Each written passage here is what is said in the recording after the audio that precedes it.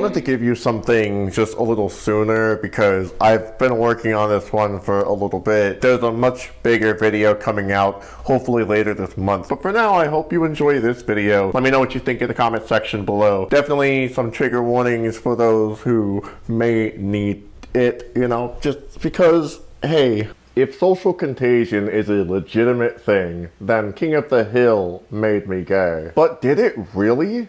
Let's talk about that. The episode begins with Nancy Gribble trying on wedding dresses as she and her husband Dale Gribble plan to renew their wedding vows. There is an underlying subplot that does need to be mentioned even though it's not entirely relevant for this video, and that is Nancy Gribble's unfaithfulness during her marriage, as it is very apparent that multiple people in her community are very apparently aware that she has been cheating on Dale Gribble with John Redcorn. I say that this is somewhat irrelevant because this is actually more apparent in other episodes of King of the Hill, but part of the framing of this episode is to illustrate that Nancy Gribble has some skeletons in her closet, and throughout this episode, this will be brought up again and again. As Nancy and Dale go through their wedding renewal invitation list, Dale notices that his father is on the list and he takes offense to this given what happened 20 years ago on their initial wedding night. Dale tells his own account on what happened that night, and it's not very favorable considering that he remembers his father kissing his own bride.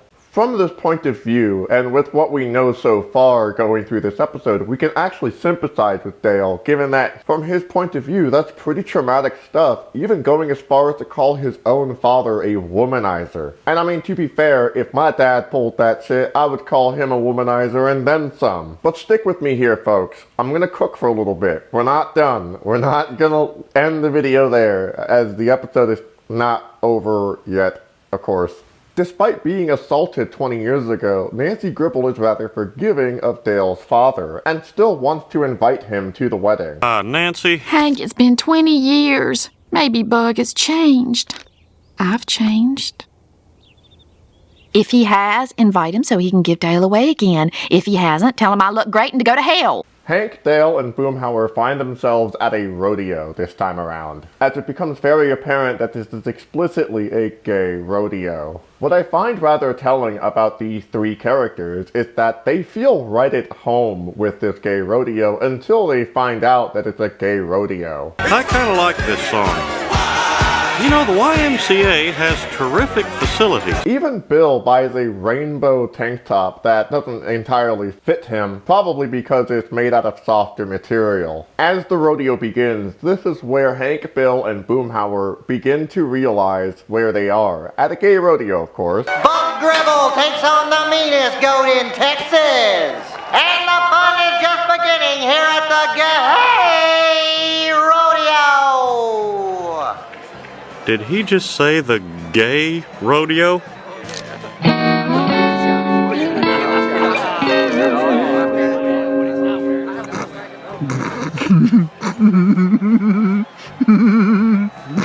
Shut up, Bill. Don't laugh. They can hear you. Just as a side note, I really like Hank Hill in this episode because it really demonstrates that Hank Hill, although he is a bit old-fashioned, he is not outwardly hateful. Most of the time in King of the Hill, when Hank Hill doesn't really understand something, he usually comes around to being rather accepting of the very people that he did not previously understand. If anything, it is Bill and Boomhauer who are explicitly homophobic in this episode. Actually, upon second thought, are they homophobic or are they in the closet themselves? Boomhauer, you want to go get some cotton candy? That would make me happy. Or should I say, gay. Yeah, man. Good one, man. All right, they're gay. Ha, ha, ha. Now here's trailer number 7. We gotta go talk to Bug. No, you go ahead, Hank. Boomhauer and I are going to go out in the parking lot and make out. We're both men! Yeah, we don't see them after this, and considering that these two were having so much fun up until this point, it only stands to reason that they might actually be in the closet themselves. Now, of course, I don't actually think they're gay because it's never been established as to whether or not they are gay after this episode, but it's just fun to speculate nonetheless. I'm pretty sure the writers of this episode intended us to understand very clearly that Bill and Boomhauer are homophobic, and they're just making wisecracks at the expense of the attendees of this gay rodeo. Jerks. Hank and Bug Gribble meet up, and they have a talk about what happened 20 years ago. As Bug recounts what happened 20 years ago, it becomes apparent that he is extremely regretful of what took place. I want to tell you what really happened. The unabashed truth.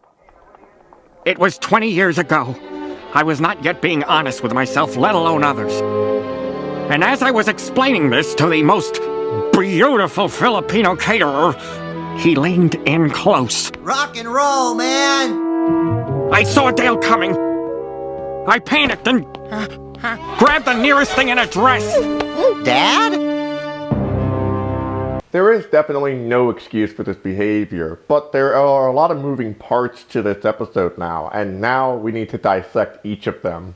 What Bug did to his son's wife 20 years ago, while not okay, it does stand heavily against this narrative that Dale's father was a womanizer. In fact, on the contrary, something I've noticed throughout the entire episode is that Dale acts in a way that is extremely womanizing of Nancy's body, even going as far as to completely objectify her multiple instances throughout the episode. My father's name is on the list. Make sure his full name reads Bug Gribble, womanizing jerk who is not invited to my re-wedding because I hate him. Come on, Shug. Sometimes good people do bad things. Some of them for years and years. Can't you forgive? My dad doesn't care about me. He's the big rodeo star, going town to town, delighting children and defiling women. Now compare that extraordinary claim to all of this. As long as he keeps his hands off your hot body, we're cool. I never knew you could buy ties that weren't pre-tied. Oh, sweetie, I have so much to teach you. Speaking of which, Dad, I'm a little nervous about my re-wedding night. You've satisfied thousands of women. You got any pointers? Here's to new beginnings. And happy endings. Boy, your can looks so freaking hot in that dress. For the next 20 years, I'm gonna call you Can-see. Dale Gribble, renowned feminist icon, famous for being the mentor of Bell Hooks herself. Just in case, that was sarcasm. I do think that in spite of all of this, that it does play into some really harmful stereotypes about queer people, given this preconceived notion that queer people are unhinged sexual fanatics or whatever. But even though this is the framing of it all, I do appreciate that all of the characters don't see Bug in such a way because of his homosexuality, and more just because of something that happened 20 years ago that was a bad move on his part. The characters and cast of this show don't leave the audience thinking that that is what gay people are. But there is one last thing we need to bring up before we continue, and that is the conflation of homosexuality with Nancy's unfaithfulness. Joseph is such a beautiful boy. Is he, adopted? No, not exactly. He's, it's a long story. Nancy! I know. I find this framing to be rather disingenuous because Nancy being unfaithful to their monogamous wedlock marriage is not the same thing as being gay and in the closet. And as I've talked about in a previous video about the film But I'm a Cheerleader, many people, due to social pressure, stay in the closet because they can't ever come out. And oftentimes they're not given the room or the space to meaningfully and safely process what it means to be gay. Whereas with Nancy and her monogamous wedlock marriage, she is very clearly taking advantage of Dale, lying to him, playing around with his gullibility, even going as far as to manipulate him every once in a while. So in my opinion, this framing that Dale's father being gay is like a skeleton in the closet in comparison to Nancy Gribble's unfaithfulness, I find that stereotype not only harmful, but it is projecting the behavior of heterosexual people onto queer people super unnecessarily so. Dale's father shows up at his son's house to apologize for what happened 20 years ago. At first, Dale is extremely resentful as to what happened, but eventually he comes around and begins to forgive him. Now, I want to remind my audience who we're talking about when we talk about Dale Gribble. Dale Gribble is a Gadsden flag motherfucker who is the kind of person that would have been at the Capitol on January 6, 2021. So he is skeptical of the federal government on a very subjective and personal individual level. By the way, Pumpkin, the federal government may use this wedding as an opportunity to make its move on me, so some of the champagne bottles contain gasoline and rags.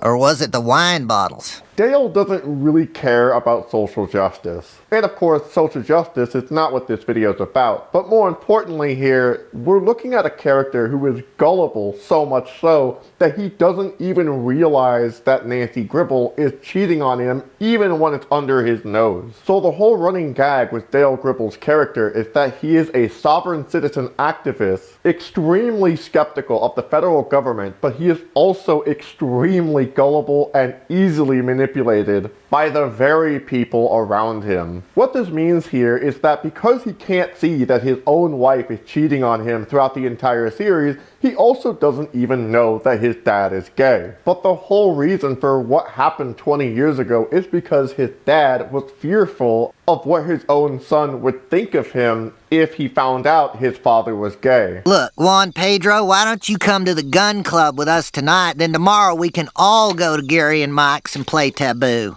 Well, okay. We can do Gary and Mike anytime. And wait till you try my margaritas. Later in the episode, everybody's trying on new clothes for the sake of the wedding, and insecure Dale gets the wrong idea when he sees his father's hands on Nancy's arms.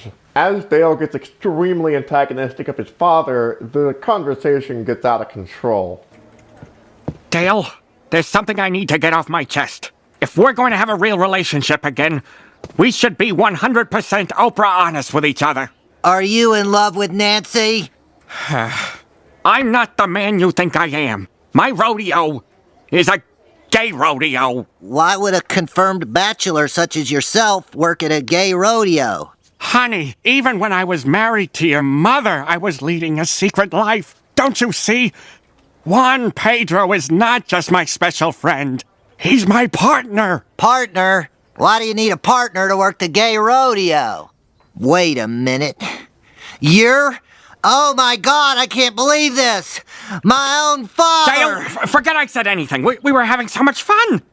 Let's go back to being a family again. Too late! You're re-uninvited to my re-wedding. Now get out! Dale, please! Get out! I can never trust you again! Get out before I have Nancy throw you out! Oh, Shug. I can't believe it. It was right in front of my face this whole time. My father is a government agent. Alright, I want to see a show of hands for everybody who thought that I brought up Dale Gribble's political views for no apparent reason. Because I'm telling you, it's a running gag, and this episode is no exception. Dale's father literally told his own son that he is gay, and in response, his son accused him of being a government agent. He was told gay and heard government agent. What the literal absolute fuck? I just thought it was weird also that Dale Gribble got mad at his father for saying the word partner. Juan Pedro is not just my special friend. He's my partner. Partner? Why do you need a partner to work the gay rodeo? And then confusing that as like some kind of partner in crime situation. Wait a minute. You're... Oh my God, I can't believe this! He told you that? He didn't have to! A secret life, working undercover, with a partner? What other explanation is there? Oh God, this is my worst nightmare come true. Can you believe it? My own dad is government. I really thought I knew the man. Now what illicit activities could gay cowboys be up to? Money laundering? Income tax evasion? Counterfeiting? Are you sure that's what he told you? That he was a fed? In a weird, unhinged, low-cal, hetero fit of rage, Dale storms to the gay rodeo, confronts his dad, and then in front of everybody tries to expose his dad for being a government agent. To which his dad puts him in a hog tie and then proceeds to kiss his partner in front of him and everybody else. And finally, everybody's back at the wedding renewal and everybody can calm the fuck down. What a crazy episode. Do I think this is a good King of the Hill episode? Not really. It's okay. Ultimately, this episode does feed into some pretty negative stereotypes about the queer community that on its own kind of makes it not necessarily the best episode for it. But I do like that it is in some ways satirical of homophobia in the episode. At the same time, it's also implying that everybody's actions is similar to Nancy being like unfaithful to their monogamous wedlock relationship. And I want to conclude something really quick before I go. I'm not monogamous myself, like I'm actually polyamorous, but the point that I'm making here is that these are the standards that Nancy lives by, and Nancy is going against her own standards, living a pretty hypocritical life. And I think the point that makes it bad is the fact that she is not communicating this to Dale, who is in fact very gullible. I think that principle just on its own is the reason why I'm not necessarily on Nancy's side, even though, I mean, like, if it was a polyamorous relationship, there's nothing wrong with that as long as they're just communicating with each other and they consent to the dynamic. And we need to finally address the question once and for all. Did this episode of King of the Hill make me gay? The answer is a resounding no. This episode was something that I saw when I was 11 years old, right after I already left the Catholic Church. And I was confused on what was going on in the episode because these were terms and settings I've never been exposed to before. I asked my grandfather and he trapped me in his 1998 Chevy Geo Metro and screamed at me with the windows rolled up for an hour on how I should avoid these F slurs because they'll ruin my life. Later in life, I met somebody who would become a friend of mine, but he was gay and he asked a very simple and just well put question. Are you really going to listen to what your grandfather told you after he put you in Sunday school? And I mean, you can't really fight against that. No, I came out as queer over time, and that was something I went through on my own journey. Coming out as queer is part of growing up. It's about learning your true self and internalizing that. But the build up to this particular episode was more focused on the fact that Dale Gribble's father is gay, but Dale thought that his father was a secret agent. Anyway, I hope you enjoyed this video. Hit the like button, hit the subscribe button, hit the thing. Bye.